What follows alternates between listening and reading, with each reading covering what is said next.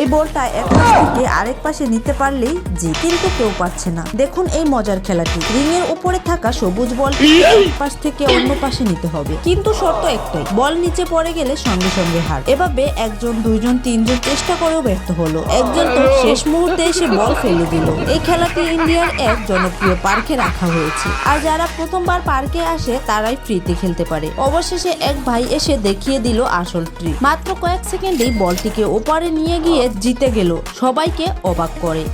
দেখুন এই চেঞ্জিং খেলাটি, বর্তমানে বিশ্বের বিভিন্ন জায়গায় এই চেইন স্কেপ গেমটি হয়ে উঠেছে দারুণ জনপ্রিয়। প্রথমেই খেলোয়াড়দের পুরো শরীরে ভারী শিকল দিয়ে শক্ত করে বেঁধে ফেলা হয়, এরপর পানি ভর্তি কাচের ট্যাঙ্কির ভিতরে আটকে দেওয়া হয়। মাত্র কয়েক মিনিটের মধ্যে হাত পায়ের সব শিকল খুলে পানির ভিতর থেকে জীবিত বের হয়ে আসতে হয়। একটুখানি ভুল মানি হতে পারে বড় বিপদ, তবুও মানুষ এই রোমাঞ্চকর খেলাটি দেখতে ভিড় জমাচ্ছে হাজার হাজার।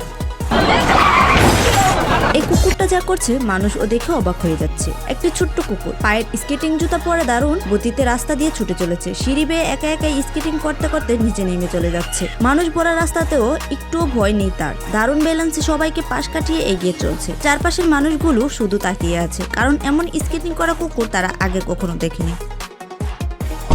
ভাবতেই অবাক লাগে, এত ছোট বয়সে এই মেয়েটি মার্শাল আর্টের প্রায় সবগুলো কৌশল আয়ত্ত করে ফেলেছে। যেসব বাচ্চারা এই স্কুলে মার্শাল আর্ট শিখতে আসে তাদের অনেককেই এখন সে নিজে প্রশিক্ষণ দেয়। ছোটবেলা থেকেই তার স্বপ্ন ছিল মার্শাল আর্ট শেখার, তার বাবা মার সমর্থনে সে এই পথে এগিয়ে গিয়েছে।